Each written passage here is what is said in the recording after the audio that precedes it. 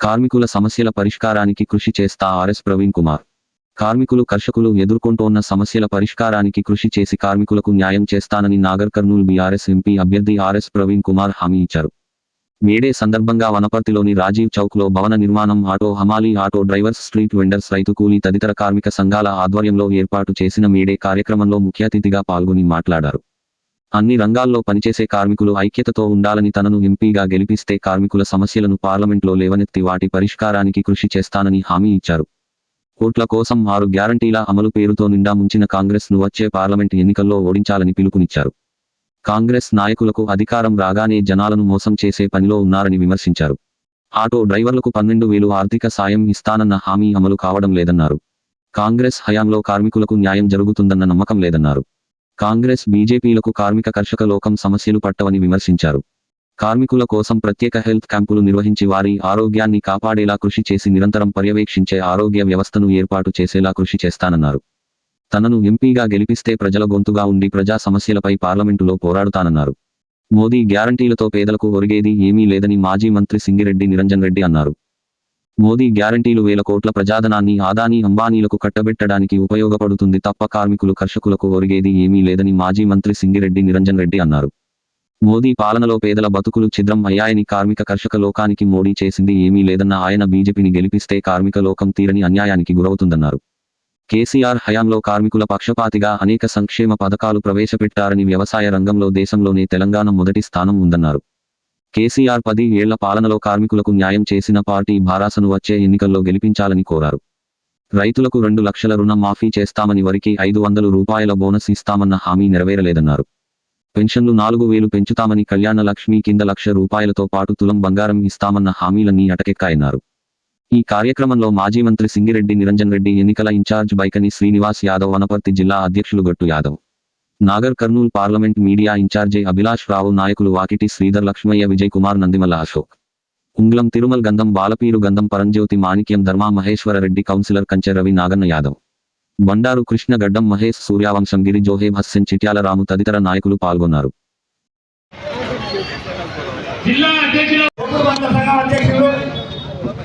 టాటా కూలీల అధ్యక్షులు, కాంక్రీట్ మేస్త్రి అధ్యక్షులు, ఐజాక్ మేస్త్రి అధ్యక్షులు, దయచేసి అన్ని సంఘాల అధ్యక్షులు పేరు పేరున జెండా ఆవిష్కరణ కార్యక్రమంలో పాల్గొనాలి. అందరు అధ్యక్షులు, ప్రధాన కార్యదర్శులు.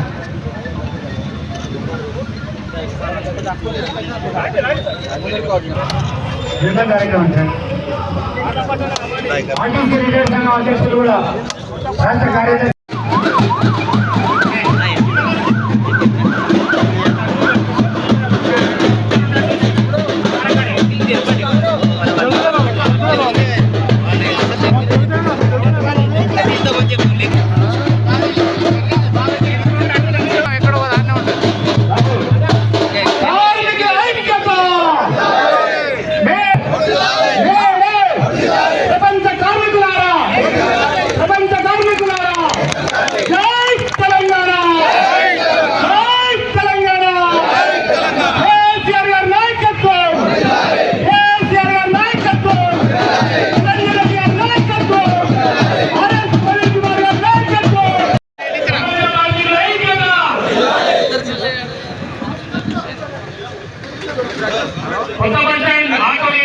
అధ్యక్షులు రాములు శివన్ మరియు రాములు, వ్యవసాయ మంత్రి అమ్మాయి సంఘం జయరాములు గారు, గిరియాలు, తర్వాత వ్యవసాయ మంత్రి ధర్మాయి సంఘం శివసులు, శివగారు, తోపుడు బండ్ల యూనియన్ పీలోక అధ్యక్షులు సాయి గారు, పురుమూర్తి గారు, తోపుడు బండ్లు హనుమాన్ రెడ్డి అధ్యక్షులు. కార్మిక సోదరులందరికీ, వివిధ సంఘాల ప్రతినిధులకు, నాయకులకు ఈరోజు మేడే సందర్భంగా మనందరినీ కూడా కలుసుకోవడానికి వచ్చినటువంటి గౌరవనీయులు, మన నాగర్ కర్నూల్ పార్లమెంటరీ నియోజకవర్గ అభ్యర్థి అయినటువంటి శ్రీ డాక్టర్ ఆర్ఎస్ ప్రవీణ్ కుమార్ గారు, దాంతో పాటు వేదిక మీద ఉన్నటువంటి పార్టీ నాయకులు, కార్మిక నాయకులు, మీడియా మిత్రులు అందరికీ పేరు పేరున హృదయపూర్వకంగా దీపానికి జరుగుతున్నటువంటి మనం ఒకసారి అర్థం చేసుకుంటే కాలం మారే కొద్దీ మేలేను సాంప్రదాయ ఉత్సవంలాగా జరుపుకొనేస్తున్నారు తప్పిస్తే మేలే వెనుక ఉండేటువంటి ఆ గొప్ప త్యాగము ఆ లక్ష్యము దాన్ని కొత్త తరానికి వాళ్ళు ఎవరు పరిచయం చేస్తలేరు. పైగా దేశం అవలంబిస్తున్నటువంటి ఆర్థిక విధానాల మూలంగా మొత్తం కష్టం చేసేటువంటి వాళ్ళు ఏ రంగంలో ఉన్నా సరే, సంఘటిత కార్మికులైనా అసంఘటిత కార్మికులైనా కాయకష్టం చేసేటువంటి వాళ్ళ యొక్క ప్రయోజనాలకు భిన్నంగా దెబ్బకొట్టేటువంటి విధంగా దేశంలో పరిపాలన సాగుతుంది. అది మనం అర్థం చేసుకోవాలి.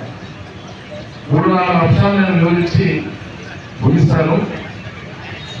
వేరే ప్రాధాన్యత ఫలితం కావాలి అనేటువంటి హక్కు ధ్రువపరచాలని చెప్పి ఎందుకంటే శ్రీకాకుళం నగరంలో త్యాగంతో రక్తంతో పుట్టినటువంటిది ఎర్రజెండా. అదే సమాజంలో ఆది నుంచి ఇప్పటిదాకా కూడా కష్టం చేసే వాళ్ళు ఉంటారు, కష్టం చేయకుండా కష్టం చేసేటువంటి వాళ్ళ యొక్క శ్రమ మీద ఆధారపడి బతికేటువంటి ఉంటారు.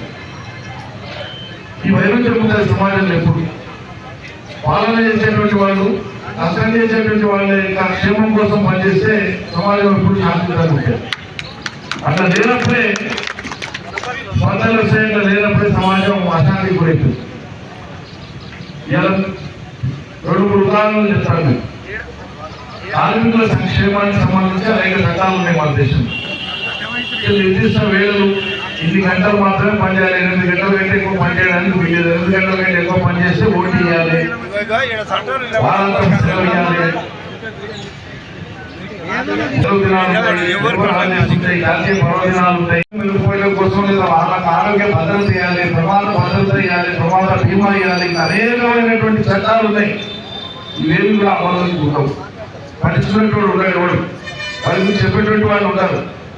లేబర్ డిపార్ట్మెంట్ ఉందంటే ఉంటుంది తప్పిస్తే కార్మికుల ప్రయోజనాలు నెరవేర్చేటట్టుగా వాళ్ళు ఎన్నడూ కూడా కార్మికులు కూర్చోబెట్టి మీకు హక్కులు ఉన్నాయి, ఇక్కడ మీ హక్కులు భంగం అయితే మీరు వాటి కోసం ఆందోళన చేయొచ్చు, లేకపోతే అడగొచ్చు అని ఎవరు చెప్పేవాడు ఉండడు. పైపేసి అడిగితేనంటే ఏదో రకంగా దాన్ని చిన్నపుడిచి పనులు తోసేసేటువంటి ప్రయత్నం చేస్తారు. సమాజం ముందరికి పోయే కొద్దీ, చైతన్యం అయ్యే కొద్దీ, పౌర సమాజంలో ప్రజలకు కొంత అవగాహన పెరిగే కొద్దీ ఇప్పుడిప్పుడు అందరూ కూడా వాళ్ళ హక్కు తెచ్చుకునేటువంటి పరిస్థితి వచ్చింది. కాబట్టి ఒక మోసం జీవనం ఏమవుతుంది. సమాజంలో ప్రభుత్వాలు చేయాల్సినటువంటి ప్రాథమిక బాధ్యత ఏం చేయాలి అసలు సర్కారం అనేటువంటి చేతనైన కాడికి తమకు ఏ నైపుణ్యం ఉండాలి, నైపుణ్యం ఏ పని వస్తే ఆ పని చేసుకొని బతకడానికి కావాల్సిన బతుకుదేవు చూపించాలి. సర్కారం చేయాల్సిన పని అది. ఏ సర్కారైనా చేయాల్సిన పని ఏంటంటే బతుకుదేవులను చూపించడం, అదే ఉపాధి కల్పన అంటారు. ఉపాధి కల్పన మన దేశంలో లేదా మన రాష్ట్రంలో ఈ 4 కోట్ల పైసలు ఉండేటువంటి జనాభాలో 60% మంది ప్రత్యక్షంగా పరోక్షంగా వ్యవసాయం మీద ఆధారపడి బతుకుతారు. అంటే సుమారు 2.5 కోట్ల మంది. అందుకోసమే సేద్యం ఒకటి బాగుపడితే దాని మీద ఆధారపడినటువంటి అనేక రకాల కార్మికులు ఉంటారు. ఒక గంజమాలీలు, టౌనమాలీలే కాదు, గ్రామాలను కూడా ఒడ్డు పండించినాం కాబట్టి విపరీతంగా ఒడ్డు పడుతున్నాయి. కాబట్టి నేను వ్యవసాయ మంత్రి ఉన్నప్పుడే 7,000 పైచీలకు కొనుగోలు కేంద్రాలను ఊళ్ళో పెడితే ఊరికి 250 మందికి పాలిస్తుంది. కష్టం చేస్తున్నటువంటి వాళ్ళు యాసంగిలో 2 నెలలు, వానకాలం 2 నెలలు 3 నెలలు వచ్చినా వాళ్ళు సేద్యం. ఒకప్పుడు వనపర్తిలో 3-4 ఫర్టిలైజర్ షాపులు ఉండేవి. ఇవాళ ఎన్ని డజన్లు లేని. ఒకప్పుడు పురుగుమందుల షాపులో 5-6 ఉండేది. ఇవాళ ఎన్ని డజన్లు లేని. ఒకప్పుడు హోటళ్ళు, టీ స్టాళ్ళు ఇటువంటివి మా చిన్నతనంలో మేము చదువుకునేటప్పుడు వనపర్తిలో ఛాయాలంటే మెట్రో హోటలు, జాతీయ గణేష్ హోటలు చాలా ఏళ్ల తర్వాత ఢిల్లీ వాళ్ళ హోటల్ వచ్చింది. అంతే. కానీ ఇలా వచ్చి ఛాయలాగే హోటల్లే వనపర్తిలో 3 ఉన్నాయి. ఎన్ని ఉన్నాయి? 100 ఉన్నాయి. అంటే 100 హోటళ్ళ ద్వారా ఉపాధి దొరికేటువంటి 100 మంది టీ అమ్ముకొని దొరికేటువంటి పరిస్థితి వచ్చింది.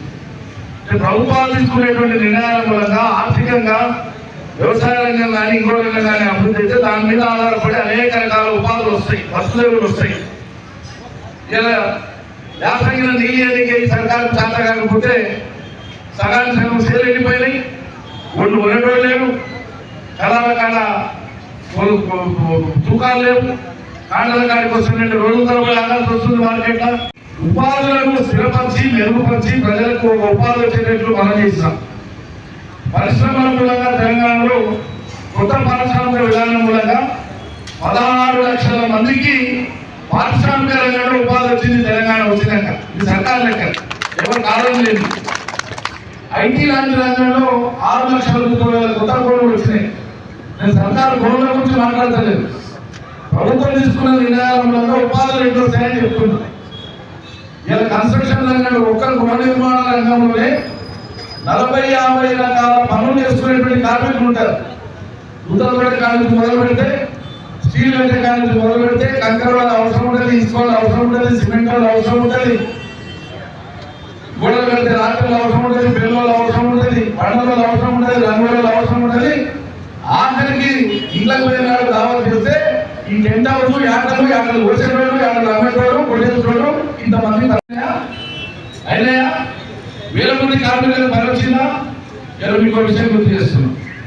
హైదరాబాద్ మహానగరం అనేటువంటిది గత 10 ఏళ్ల కాలంలో తెలంగాణ ఏర్పడినప్పటి నుంచి భిన్న రంగాలలో, ఒక రంగం కాదు, భిన్న రంగాలలో లక్షల మందికి ఉపాధి ఇస్తున్నటువంటిది హైదరాబాద్ మహానగరం. భారతదేశంలో ఎక్కువ ఉపాధులను కల్పించినటువంటి మహానగరంగా హైదరాబాద్ పేరు వచ్చింది మన సర్కార్లో.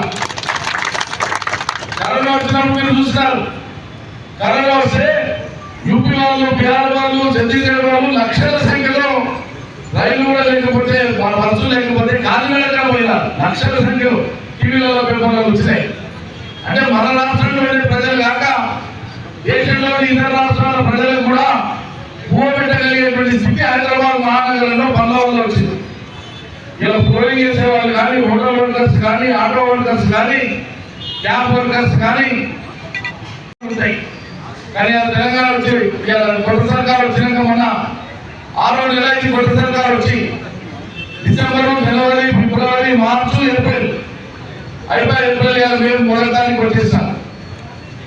27వ తేదీ అయితే 6 నెలలు కంప్లీట్ అవుతుంది. సర్కారు వచ్చి 6 నెలలు కంప్లీట్ అవుతుంది. హైదరాబాద్ మహానగరంలో లక్షల మంది పని చేసుకునేటువంటి కార్మికులు ఉన్న కాడ ఒక దిక్కు 2-3 లక్షల ఆటోల వాళ్ళ పని లేకుండా పోయింది. తులం నిర్ణయం తీసుకొని ఫ్రీ బస్సులు పెట్టి పంచాయతీ పెట్టేసి అలా టికెట్ తీసుకొని బస్సు ఎక్కడ దిక్కులేదు. అలా పరిస్థితి లక్షల మంది, 2 లక్షల పైచీలకు మంది ఆటోల కార్మికుల దగ్గర కలుపుకొట్టింది సర్కార్ ప్రత్యక్షంగా. వాళ్ళ కుటుంబ సభ్యులు ఎంతమంది వీళ్ళు దాకా కొత్త నిర్మాణాలకు హైదరాబాద్ చాలా జాగ్రత్తగా ఉన్నారని మీరు అర్థం చేసుకోవాలి. హైదరాబాద్ మహానగరంలో కొత్త నిర్మాణాలకు వచ్చి వాళ్ళని నడుచుకోవాలి, రూపాయి ఏదో అలిమెంట్ కావాలనేటువంటి నెపం మీద మొత్తం పనులు మొదలు పెట్టారు. కన్స్ట్రక్షన్స్ పర్మిషన్స్ లేకపోతే కన్స్ట్రక్షన్స్ కావు. కన్స్ట్రక్షన్స్ కాకపోతే ఏమైతుంది, లక్షల మందికి పని దొరకాలి. ఖాళీ పడ్డలు కార్మికులు ఖాళీ పడ్డలు కాదు. సిమెంట్ ఖర్చు కాకపోతే సిమెంట్ ఫ్యాక్టరీలో పనిచేసుకోవడానికి పని రాదు, స్టీల్ ఫ్యాక్టరీలో పనిచేసుకోవడానికి రాదు, ట్రాన్స్పోర్ట్ చేసుకోవడానికి పని రాదు. ఒకటి కాదు, అన్ని రకాలుగా అన్ని ఆగిపోయి పడిపోయింటాయి. ఈ కార్మిక దినోత్సవం నేను ఎందుకు చెప్తున్నా ఈ మాట అంటే, ఇలా వచ్చినటువంటి కొత్త సంఘాలు కార్మికుల ప్రయోజనాలను పట్టించుకునే స్థితిలో లేదు, వాళ్ళకి ఓపిక లేదు, టైం లేదు. మేము దయచేసి అర్థం చేసుకోమని చెప్తా ఉన్నాం. అదేవిధంగా కార్మిక సంక్షేమం కోసం అవసరమైనటువంటి చట్టాలను అమలు చేయడం కూడా ఈ ప్రభుత్వానికి ఎటువంటి ఇంట్రెస్ట్ లేదు. అందుకే కార్యకర్తలు చేసేవాళ్ళు, కార్మికులు, శ్రమజీవులు, రైతులు, పేదలు వీళ్ళకి ఏ హక్కులు ఉన్నాయి, అవి ఎట్లా అమలు కావాలి అని మన పార్లమెంట్ మెంబర్ కావాలి. అందుకోసమే కానీ తీసుకొచ్చి మిమ్మల్ని కార్మిక దినోత్సవం నాడు మీకు కల్పించేటువంటి ప్రయత్నం మేము చేస్తున్నాం. దాని చాలా విషయాలు చెప్తారు, ఇంకా చాలా విషయాలు మాట్లాడతారు. కాబట్టి ప్రభుత్వాలు తీసుకునే భిన్నమైన నిర్ణయాల మూలంగా ప్రజలకు ఉపాధి కలగాలని, వీళ్ళు బతకాలనేటువంటి దూరదృష్టిలో నిర్ణయాలు చేస్తేనే ప్రజలకు, కార్మికులకు, రైతులకు ఉపాధి వస్తాయి. ఇలా చేసుకోవడానికి పనులు వస్తాయి. ఒకసారి పనులు వస్తే సర్కారు మీద ఆధారపడారు. వాళ్ళ ఎక్కడ కష్టపడుతున్న ఆ పనులు చేసుకుంటారు, ఆ తెలుగు పనులు చేసుకుంటారు, కాపాడు తీసుకొని మొదలు పెడతారు, పిల్లలు చదివించుకుంటారు. వాళ్ళ పిల్లలు ప్రయోజనం అయితే మళ్ళీ ఆ కుటుంబం ఇంకో రంగంలో ముందుకు వెళ్ళిపోతుంది. అట్లా ఈ రాష్ట్రంలో ఉండేటువంటి అందరికీ భూమి ఉండాల్సిన అవసరం లేదు. ఉండదు కూడా. అందరికీ సర్కార్ నౌకరీ రావాల్సిన అవసరం లేదు, అవకాశం ఉండదు, పరిమితమైన ఉద్యోగాలు ఉంటాయి. మరి ప్రజా బాహుళ్యం, జనాభా బాహుళ్యం మొత్తం కోటాను కోట్ల మందికి ఏంది అయితే ఇలా వరపట్ల ఇన్ని షోరూమ్లు ఎక్కడ వచ్చినాయి? ఉండే నా గతంలో ఏ పదార్థమైన రకరకాల బ్రాండ్లతో ఉన్నటువంటి షోరూమ్లు వచ్చినాయి. అవి ఎలక్ట్రానిక్స్ కావచ్చు, బట్టలు జనరల్ స్టోర్లు కావచ్చు, ఇంకోటి కావచ్చు. మోటార్ బైక్ల యొక్క షోరూమ్లు వచ్చినాయి, కార్ల షోరూమ్లు వచ్చినాయి వరపట్ల. దీనివల్ల వందల వేల మందికి ఉపాధి వస్తుంది. ఒక బజాజ్ ఎలక్ట్రానిక్స్ అనేటువంటి షాప్ లోనే మామూలునే నేను పోయిన సంవత్సరం ఎలాగైతే చేయడానికి పోయినదాన్ని. బజాజ్ ఎలక్ట్రానిక్స్ మొత్తం రాష్ట్రంలో 26 ఉంటే 27 వరపడుతులు పెట్టారు. ఇక్కడ ఉన్నటువంటి మార్కెటింగ్ దృష్టిలో పెట్టుకోండి.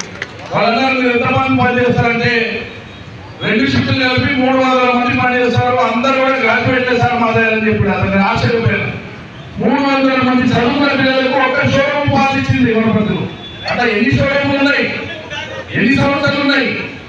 కాబట్టి ఈ ఆర్థిక పెరుగుదల అనేటువంటిది కొండలు పగలేసినం, బండలనే పిండినం, మానెత్తులు కంకరగా ప్రాజెక్టులు కట్టినం. సిరియవడిదిరో శ్రమయవడిదిరో, బంజర్లను నరికినం, పొలాలను దున్నినం, మా చెమటే ఏరులుగా పంటలు పండించినం. గింజవడిదిరో గంజవడిదిరో, మగ్గాలను పెట్టినం, నేతలెన్నో నేసినం, మా నరాలు తాడాలుగా నేతలెన్నో నేసినం.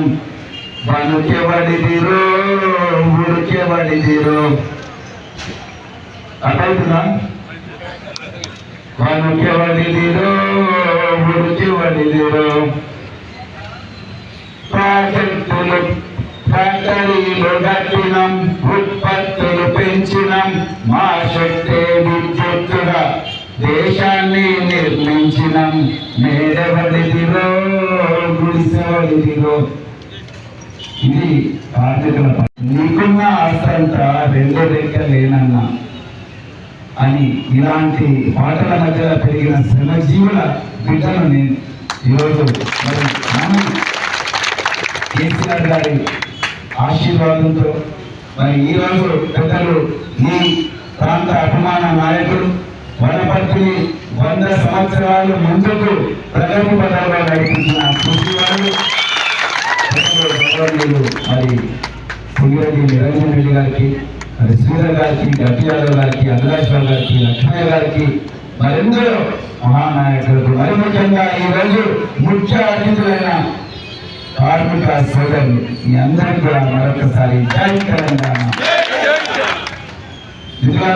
అంటే 2వ శనివారం నాడు వాళ్ళ పిల్లల్ని చూడడానికి సర్దులు కట్టుకొని స్కూల్కి వచ్చేవారు. వాళ్ళందరితో కరచాలనం అంటే చేయగలిపి కరచాలనం చేసినప్పుడు, శ్రీకాంత్ ఇచ్చినప్పుడు చేతులు రాళ్ళలాగా ఉండేది. అయ్యా మీరు ఏం పని చేస్తారు? ఆయన పొద్దున 5 గంటలకు లేస్తాం, పొద్దున 5 గంటలకు లేచి మళ్ళీ రాత్రి 10 గంటలకు, ఒక్కొక్కసారి 11 గంటలు అయితే ఇంటికి వస్తాం. పొద్దంతా శ్రమ చేస్తాం. నేను గంగేట పట్టుకొని ఉల్లు పట్టుకొని కొండలను పెళ్లి చేసే వడ్డల కార్మికుల దగ్గరికి పోయి ఒక్క క్షణం ఆ ఉల్లు పట్టుకొని, ఆ సుట్ట పట్టుకొని ప్రజలను పడగొట్టే ప్రయత్నం చేసిన అన్న వల్ల కాదు.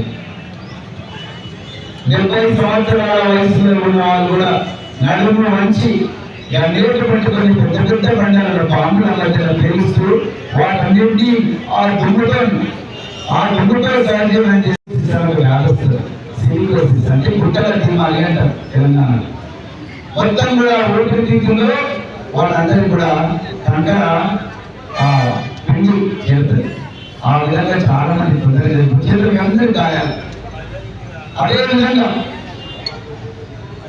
రిక్షా దొరికేవాళ్ళు, ఆటో రిక్షా కార్మికులు ఇప్పుడు ఇలా ఎయిర్పోర్ట్ నుంచి రోడ్డు మీద కట్టాల నుంచి ఎంతో మంది యువకులు వాయిదాలను తీసుకొని హైదరాబాద్ లో సింగరేణి కాలనీలో కొట్టాలేసుకొని రేట్లు చెల్లేసుకొని దిక్కు అనుకుంటూ ఎప్పుడు మున్సిపల్ ఆఫీసర్ నుంచి మా గుడ్డలు కూడా కొడతారనే భయంతో ఆటోలో అద్దెకు తీసుకొని బతికిన నాగర్ కర్నూలులో ఎన్నికల ప్రచారంలో భాగంగా గ్రానైట్ షాపు గ్రానైట్ ఆసాము లేవు రాజస్థాన్ నుంచి నిలబడతారు.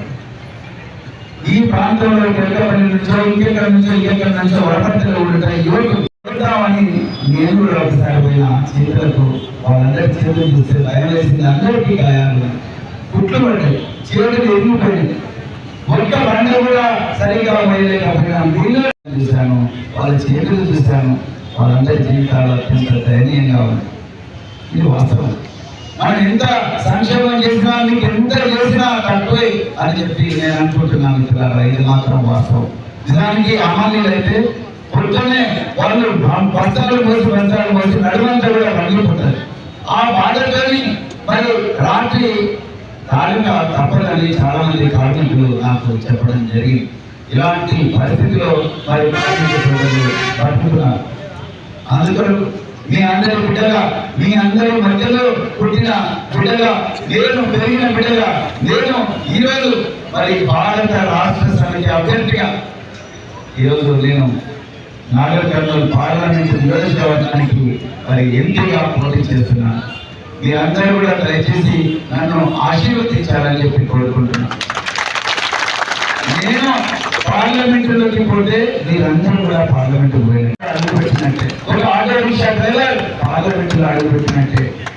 పొద్దున 4 గంటలకు లేచి రాత్రి వండుకున్న సద్దన్నాన్ని టిఫిన్ బాక్స్ లో పెట్టుకుని 2 కార్యక్రమాలు గోళీలు వేసుకొని రేడియం జాకెట్ వేసుకొని బస్సులో భయంగా మనం ఫింగర్ ప్రింట్ కొట్టకపోతే నా అటెండెన్స్ ఎక్కడ పోతుందో ఆ రోజు జీతం రాదని భయంగా బస్సు లేకపోతే ఆటో ఎక్కి పొద్దున్నే 5 గంటలకే చీపురు కట్ట పట్టుకొని రోడ్ల మీదకి వచ్చి రోడ్లు శుద్ధి చేసే ఆ చెల్లెలు కూడా ఈరోజు పార్లమెంటుకు పోయినట్టు.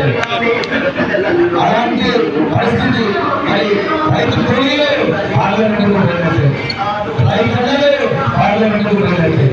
అదేవిధంగా మరి 2, 3, 4, 5 అంతస్తులు అలవోటగా ఎక్కి తాపి పెట్టుకొని సిమెంట్ పని చేస్తూ మనం ఈ యుద్ధంలో గెలవాలి, ఈ ఓట్ల యుద్ధంలో గెలవాలి. ఇది నిజానికి అబద్ధానికి మధ్యలో జరుగుతున్న యుద్ధం. మరి ఇప్పుడున్న కాంగ్రెస్ ప్రభుత్వం 6 హామీలని చెప్పి నిండా మంచిన ప్రభుత్వం ఏ గ్యారంటీ కూడా అమలు కాలేదు. ఇక కార్మికుల గురించి అంటే వాళ్ళకు ఆలోచించే అవకాశమే లేదు, వాళ్ళకంత సమయం కూడా లేదు. ప్రతిరోజు కూడా జనాలను మోసం చేయడంలో బిజీగా ఉన్న వాళ్ళు ఈ చేతులని నమ్ముకున్న కార్మికులకు న్యాయం చేస్తారని అయితే నేను అనుకోవట్లేదు. అనుకుంటున్నారా న్యాయం చేస్తారని? అనుకుంటున్నారా? చేయలేరు మిత్రులారా. అందుకని దయచేసి మీరందరూ కూడా భారత రాష్ట్ర సమితి అభ్యర్థి అయిన నన్ను దయచేసి గెలిపించండి. మీరందరి గురించిగా తప్పకుండా పార్లమెంటులో నేను ఉంటాను, మీకోసం పోరాడుతాను పెద్దలు నిరంజన్ రెడ్డి గారి మార్గదర్శనంలో. అదేవిధంగా మీ బిడ్డలకు గొప్ప భవిష్యత్తు ఇస్తాను. నేను మళ్ళీ చెప్తున్నాను, ఒక హమాలి సోదరుడి బిడ్డ కానీ కొడుకు కానీ మళ్ళీ హమాలి అయ్యే పరిస్థితి రావద్దు. వాళ్ళు డాక్టర్లు కావాలి. వాళ్ళ తల్లిదండ్రులకు వచ్చిన కష్టం వాళ్ళ పిల్లలకు ఉండకూడదు. ఒక రైతు కూలి బిడ్డ ఒక పెద్ద రైతు కావచ్చు, లేకపోతే ఒక అగ్రికల్చర్ సైంటిస్ట్ కావచ్చు. మళ్ళీ అదే ఆటోలో 40 మంది కోడి పిల్లల ఆటోలో కూర్చొని 20 కిలోమీటర్లు అదే దారిలో టిఫిన్ పెట్టుకొని సల్ల పెట్టుకొని 2 గోళీలు వేసుకొని ఆటోలో పొలాలకు పోయి మరి అదే బట్టలు అన్ని వేసుకొని పనిచేసే పరిస్థితి రాకూడదు. వాళ్ళ పిల్లలు మరి గొప్ప సైంటిస్ట్లో లేకపోతే కలెక్టర్లో ఎస్పీలో కావాలని. అలాంటి గొప్ప ప్రపంచాన్ని నిర్మించడం కోసం మీరందరూ కూడా గ్రామాన ప్రతిరోజు కూడా మరి ఈ వ్యక్తి ఎవరు, ఎందుకు ఈయనను కేసీఆర్ గారు అభ్యర్థిగా పెట్టిండు, ఈయన ఎక్కడ పెట్టిండు, ఏం చేసిండు, రేపు మనం అధికారాన్ని ఇస్తే ఏం చేయబోతున్నాడు అన్న విషయాన్ని మీరందరూ కూడా దయచేసి చెప్పాలని చెప్పి కోరుకుంటున్నాను మిత్రులారా. మరి మీరు నన్ను ఎంపీగా చేస్తే నిరంజన్ రెడ్డి గారి మార్గదర్శనంలో తప్పకుండా మీ అందరికీ ప్రత్యేకమైన హెల్త్ క్యాంపులు పెట్టే ప్రయత్నం మాత్రం తప్పకుండా చేస్తాం. దానికి సంవత్సరాలకే చనిపోతే కార్మిక సోదరులు 60 సంవత్సరాలకే చనిపోతారు. ఎందుకంటే నిరంతరం ఆందోళన కొన్ని దొరుకుతుందో దొరకదు, జీతం వస్తుందో రాదు, బస్సు ఆయన ఎట్టించుకుంటాడో లేదు, యజమాని తింటాడో 2 నిమిషాలు లేదుగా పోయినా, మరి పిల్లలు బాగుపడతారో లేదు అన్న ఆందోళనతో వీళ్ళ శరీరంలో రకరకాల హార్మోన్లు వీళ్ళ శరీరాన్ని లోపల నుంచి తినేస్తాయి. కానీ వాళ్ళకి ఆ విషయం తెలియదు.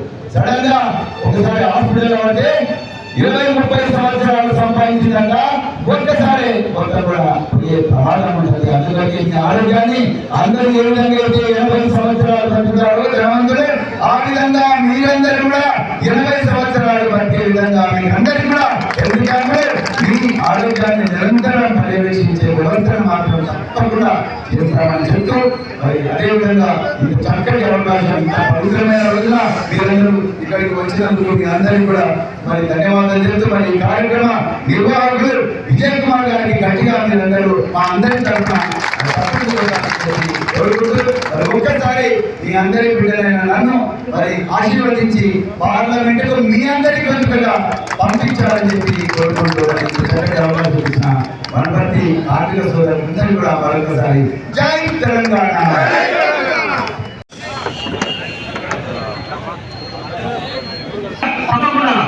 మిగతా వాళ్ళందరూ కింది దిగండి దయచేసి. ఆటో యూనియన్ కార్మికులు, కొత్త బస్ స్టాండ్ ఆటో యూనియన్ కార్మికులు అందరూ గ్రూప్ ఫోటో. తర్వాత అమాని సంఘం స్వామి తిరుపతి అన్నది హనుమంతకి తర్వాత అందరూ కూర్చోవడం తర్వాతనే రాండి, ఎవరు పిలిస్తే వాళ్ళే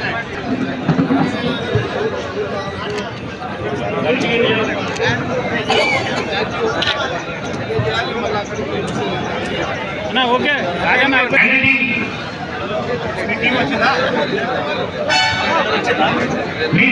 మీ సభ్యులు దయచేసి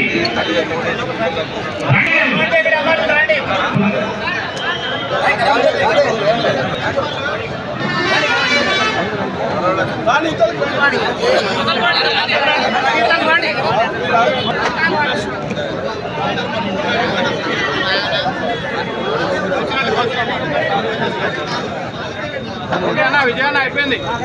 అచ్యుతాపురం మీరు అడ్డం ఉండకండి.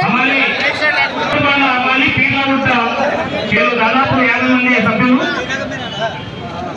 జై తెలంగాణ, జై కేసీఆర్, సింగిరెడ్డి నిరంజన్ రెడ్డి గారి నాయకత్వం, ప్రవీణ్ కుమార్ గారి నాయకత్వం, కారు గుర్తుకే.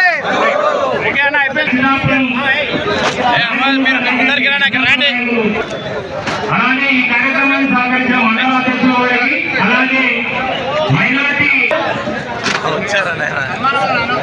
తర్వాత కడుపుంటా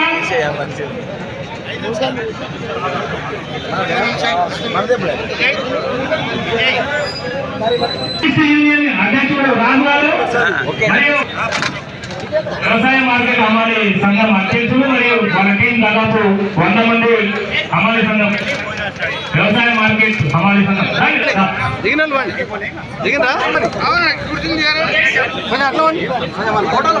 doctor Wanaparthy doctor association union CH Naganna, నక్క చంద్రయ్య, నరేష్, అలాగే రామ్నగర్, అలాగే సివిల్ సప్లై గోదాం జిల్లా. తర్వాత కడుపుగా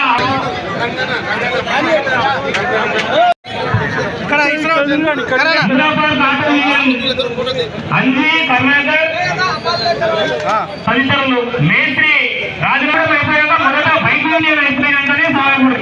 జై తెలంగాణ, జై తెలంగాణ, జై తెలంగాణ, జై తెలంగాణ. కేసీఆర్ నాయకత్వం, నిరంజన్ రెడ్డి గారి నాయకత్వం, ప్రవీణ్ కుమార్ గారి నాయకత్వం.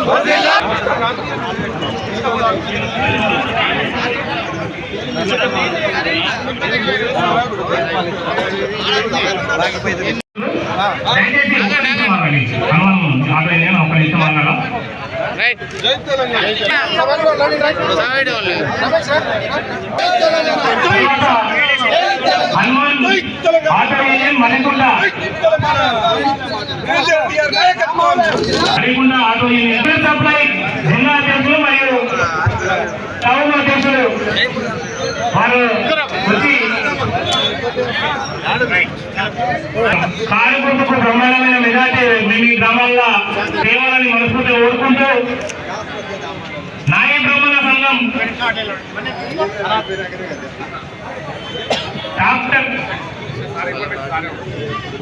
డాక్టర్ అసోసియేషన్ మహిళా సంఘం మహిళా మండల అధ్యక్షులు నాగమ్మ గారికి ప్రత్యేకమైన ధన్యవాదాలు.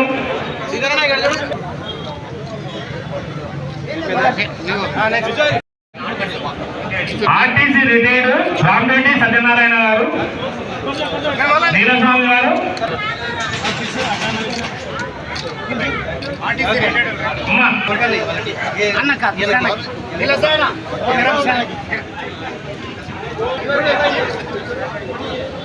నాయి బ్రాహ్మణ సంఘం గడియమర,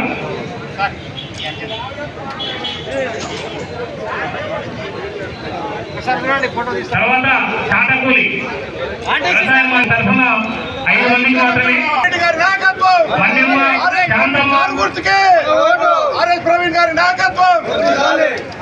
అలాగే ఎన్టీఆర్ భవన కార్మిక అధ్యక్షులు మన పరంజ్యోతి గారిని కూడా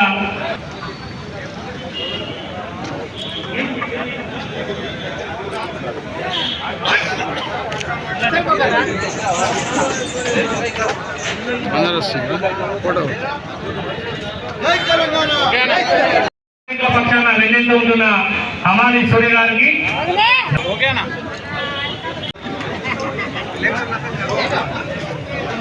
అందరూ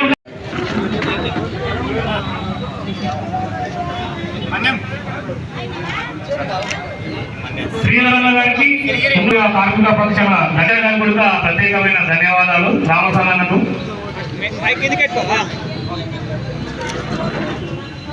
ఈ కార్యక్రమానికి వచ్చి